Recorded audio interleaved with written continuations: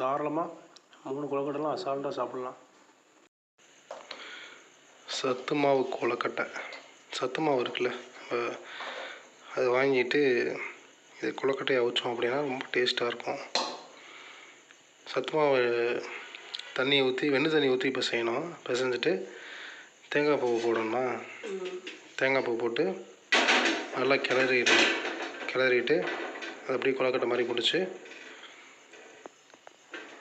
இட்லி சட்டியில் வச்சிட வேண்டியதான், கீழே தண்ணியை ஊற்றி. ஃபைனலாக நான் டேஸ்ட் எப்படி இருக்குன்னு சொல்கிறேன்.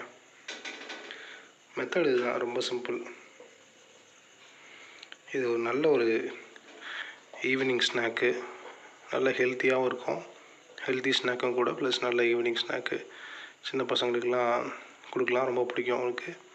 ஸோ இது ஒரு மெத்தடு, கொழுக்கட்டையை பிடிக்கிறது.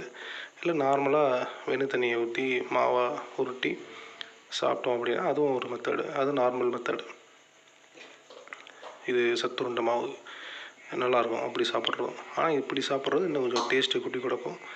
அதனால் குழந்தைங்க கிட்ஸு சாப்பிட்றதுக்கு ஈஸியாக இருக்கும்.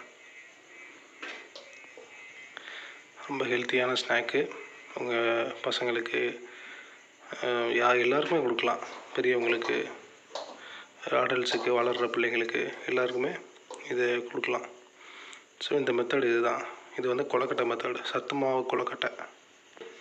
இது நான் ஃபைனலாக டேஸ்ட் எப்படி இருக்குன்னு சொல்கிறேன். அவஞ்சதுக்கப்புறம் டேஸ்ட் பண்ணிவிட்டு. அவ்வளோதான், சத்து மாவு கொழுக்கட்டை ரெடி. பாருங்கள் அப்படியே ஆவி பறக்குது சுட சுட. இது நார்மலாக இனிப்பு கொழுக்கட்டை மாதிரியே தான் இருக்கும். சரி, டேஸ்ட் பண்ணிவிட்டு நான் உனக்கு எப்படி இருக்குன்னு சொல்கிறேன்.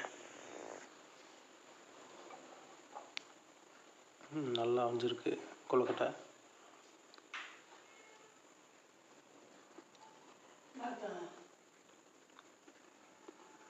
நல்லா மாவாக தான் இருக்குது. கொஞ்சம் ஆறினோன்னா கொஞ்சம் ரப்பராக இருக்கும், ஆனால் சூப்பராக இருக்குது. கொழுக்கட்டை மாதிரியே இருக்குது. ஸோ இந்த மாதிரி ட்ரை பண்ணி செஞ்சு பாருங்கள்.